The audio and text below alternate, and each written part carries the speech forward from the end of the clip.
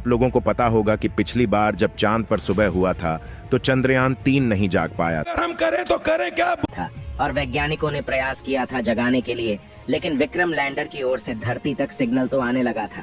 फिर भी उसे जागते जागते फिर से चांद पर अंधेरा हो गया था और चंद्रयान 3 नहीं जाग सका। इस बार चांद की धरती पर 20 अक्टूबर के दिन सूरज निकलना शुरू हो गया था और इस समय अब चांद पर लगभग दोपहर हो चुका है और चंद्रयान 3 के विक्रम लैंडर और प्रज्ञान रोवर के जागने को लेकर नई जानकारी सामने आ रहा है। जैसा कि आप लोगों को मालूम होगा कि पिछली बार यानी कि लगभग 27 सितंबर तक विक्रम लैंडर की ओर से धरती तक इसरो की हेड ऑफिस में सिग्नल आना शुरू हो गया था, लेकिन वैज्ञानिकों के खूब प्रयास करने के बावजूद भी कनेक्शन एस्टेब्लिश नहीं हो सका। यानी कि विक्रम लैंडर पूरी तरह से जाग चुका था और उसके सारे पेलोड उपकरण बिल्कुल पहले जैसे काम करने लगे थे। केवल उससे संपर्क स्थापित कर पाना बाकी रह गया। लेकिन दुख की बात याद ही है, वैज्ञानिकों ने जैसा सोचा था वैसा बिल्कुल भी नहीं हुआ। वैज्ञानिक लगातार विक्रम लैंडर को जगाने प्रयास कर रहे थे, लेकिन चांद पर धीरे धीरे सूरज ढलना शुरू हो गया था और लगभग 6 अक्टूबर के दिन चांद पर अंधेरा छा गया। लेकिन अब चांद पर फिर से सूरज निकल आया है और सूरज को निकले करीब 1 हफ्ता होने वाले हैं। लैंडर और प्रज्ञान रोवर का तापमान बिल्कुल पहले जैसा हो गया है, यानी कि वह फिर से अपने एक्सपेरिमेंट को कर सकता है। जैसा कि आप लोगों को मालूम होगा कि विक्रम लैंडर में AI सिस्टम यानी आर्टिफिशियल इंटेलिजेंस सिस्टम लगाया गया है, जिससे कि अगर पृथ्वी से सिग्नल ना भी भेजा जाए तो वह अपने आप ऑटोमेटिक चांद पर एक्सपेरिमेंट को कर सकता है और प्रज्ञान रोवर को भी कंट्रोल कर सकता है।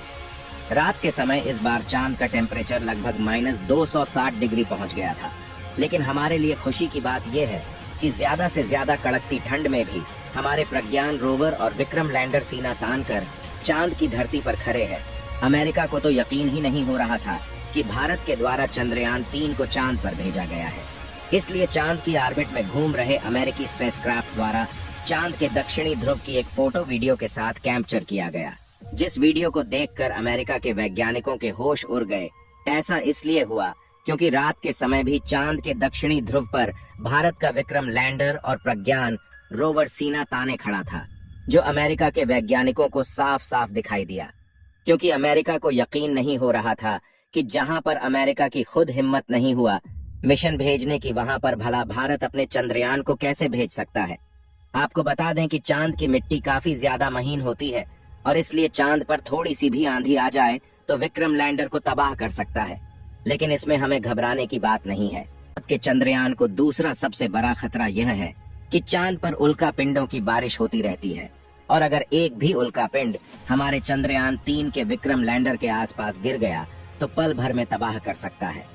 अगर इस समय की बात करें तो चांद पर 20 अक्टूबर के दिन सूरज निकलना शुरू हुआ था और लगभग 30 अक्टूबर तक चांद की धरती पर पूरी तरह से उजाला हो गया था और अब चांद पर सूरज निकले लगभग 1 हफ्ते होने वाले हैं। और जिस तरह पृथ्वी पर 11 बजे दोपहर होता है, उसी तरह चांद पर अब दोपहर हो चुका है। पिछली बार प्रज्ञान रोवर विक्रम लैंडर से 100 मीटर की दूरी तक जा पाया था और वहीं तक की मिट्टी का सैंपल इकट्ठा करके वैज्ञानिकों तक जानकारी को भेजा था। विक्रम लैंडर के सारे पेलोड उपकरण पहले जैसे एक्टिवेट हो चुके हैं और पृथ्वी तक सिग्नल आना भी शुरू हो गया है। हालांकि अभी प्रज्ञान रोवर से संपर्क नहीं हो पा रहा है, फिर भी विक्रम लैंडर से सिग्नल आना शुरू हो गया है। आपको जानकर खुशी होगा कि 20 अक्टूबर के दिन चांद की धरती पर सुबह होना शुरू हो गया था और मिशन की सफलता के बाद अब इसे लेकर एक अहम जानकारी सामने आ रही है। टाइम्स ऑफ इंडिया की खबर के मुताबिक चंद्रयान 3 के प्रोपल्शन मॉड्यूल में न्यूक्लियर एनर्जी का इस्तेमाल किया गया था। इसकी मदद से वो अभी भी चंद्रमा के चक्कर काट रहे हैं। परमाणु ऊर्जा की मदद से चंद्रयान 3 का प्रोपल्शन मॉड्यूल अगले कई सालों तक ऐसे ही चंद्रमा के चक्कर काटता रहेगा। 23 अगस्त को चंद्रयान चांद पर लैंड हुआ था। इससे करीब 1 सप्ताह पहले यानी 17 अगस्त को प्रोपल्शन मॉड्यूल चंद्रयान से अलग हुआ। शुरुआत में इसकी लाइफ 3 से 6 महीने बताई गई। अब कहा जा रहा है कि न्यूक्लियर एनर्जी की मदद से यह अगले 2 से 3 सालों तक काम करता रहेगा। चांद की अहम जानकारियां पृथ्वी पर इसरो को मिलती रहेगी और 21 अक्टूबर के दिन इसरो के वैज्ञानिकों ने गगनयान की पहली टेस्टिंग उड़ान को अंजाम दिया। भारतीय अंतरिक्ष अनुसंधान संगठन इसरो द्वारा श्रीहरिकोटा परीक्षण रेंज से गगनयान मिशन के व्हीकल टेस्ट फ्लाइट TV-D1 का ट्रायल सफल रहा। परीक्षण के तहत तरल ईंधन पर चलने वाले सिंगल स्टेज रॉकेट के साथ गगनयान के क्रू मॉड्यूल को अंतरिक्ष में भेजा गया है। उड़ान के करीब 1 मिनट बाद 12 से 17 किलोमीटर की ऊंचाई पर अभियान को कमांड दी गई। इस कमांड के साथ ही क्रू एस्केप सिस्टम सक्रिय हो गया और 90 सेकंड में यह क्रू मॉड्यूल से अलग हो गया। इसके बाद क्रू मॉड्यूल वापस पृथ्वी पर लौट आया। पैराशूट की मदद से क्रू मॉड्यूल तय कोऑर्डिनेट्स के हिसाब से श्रीहरिकोटा से 10 किलोमीटर दूर बंगाल की खाड़ी में उतरा, जहां भारतीय नौसेना की एक गोताखोर टीम और जहाज पहले से तैनात थे। उन्होंने क्रू मॉड्यूल को पानी से बाहर निकाला। लॉन्च से लेकर क्रू मॉड्यूल के बंगाल की खाड़ी में उतरने तक करीब 9 मिनट का समय लगा। उड़ान के दौरान टेस्ट व्हीकल का शीर्ष सापेक्ष वेग करीब 363 मीटर प्रति सेकंड तक पहुंच गया। इस तरह से ये परीक्षण पूरी तरह सफल रहा।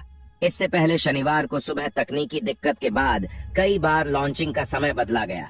गगनयान मिशन के टेस्ट परीक्षण को देखने के लिए बड़ी संख्या में बच्चे पहुंचे थे। 2025 तक भारत के मानव अंतरिक्ष अभियान गगनयान के तहत अंतरिक्ष में 400 किलोमीटर ऊपर यात्रियों को 3 दिन बिताने का कार्यक्रम शुरू होगा। ऐसे में किसी वजह से अंतरिक्ष यात्रियों को नुकसान न हो, इसके लिए कुल 6 परीक्षण किए जाने वाले हैं।